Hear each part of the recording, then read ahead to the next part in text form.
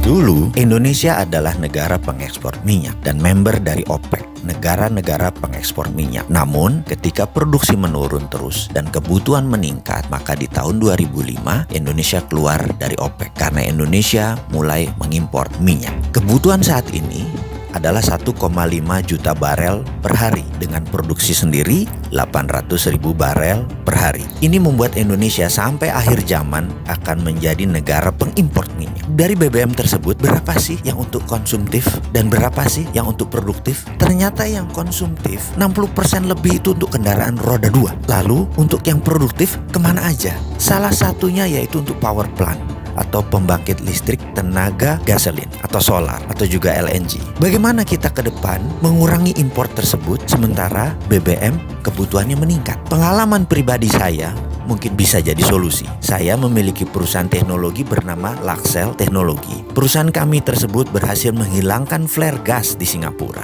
Kami memiliki surat resmi dari pemerintah Singapura, dari Shell, dan dari Mobil Oil atas suksesnya menghilangkan 5 flare gas dan menjadi zero flaring. Dengan teknologi ini, bagaimana kalau kita membuat dua hal dengan satu tenaga? Kita menjadi negara pertama di dunia yang berhasil menghilangkan gas suar bakar atau flare gas, dan kedua adalah kita menjadi negara yang mendukung lingkungan hidup, yaitu fight global warming. Kita tahu bahwa saat ini ada lebih dari 700 mm SCFD flare gas dibakar setiap harinya di 8 provinsi di Indonesia, terbesar di wilayah Sumatera dan di Blok Cepu. Sekali lagi, flare tersebut dibuang percuma. Kalau dinilai dengan uang, maka nilai 700 mm FCFD itu adalah 5 triliun rupiah per tahun yang kita buang. Kedepan mengapa kita tidak memanfaatkan sampah ini? Flare gas tadi jugalah yang membuat Indonesia dalam statistik global warming lingkungan hidup dunia memberikan kontribusi penyebab panas bumi lebih dari 5%. Saya jamin dalam 5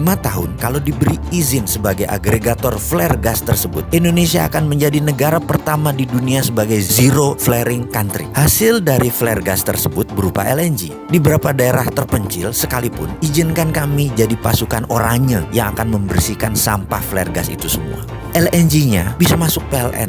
Energinya PLN kan masih kurang. LNG tersebut bisa PLN beli dengan harga murah dan distribusikan ke pembangkit listrik tenaga gas atau pembangkit listrik berbasis gasolin, biasanya juga dual combustion, bisa pakai gas, bisa pakai BBM. Ditambah lagi ada 18 power plant di Indonesia Timur yang pakai BBM yang bisa diganti gas. Untuk ini ada kelebihan yang lainnya. Pada saat regas gas LNG tadi ada dingin terbuang kira-kira minus 170 derajat Celcius yang bisa kita tangkap untuk dibuat cold storage untuk ikan. Cold storage tadi untuk meningkatkan hasil nelayan di mana energinya gratis. Tentunya cold storage tadi disiapkan oleh pemerintah. Hal itu semua akan mengurangi import gas 5 triliun per tahun. Juga PLN mendapatkan LNG. Apa syaratnya untuk itu semua? Cuma 2, yaitu PLN menerbitkan GSA, Gas Sales Agreement, dan negara kasih izin flare gas agregator. Semoga ide ini bermanfaat.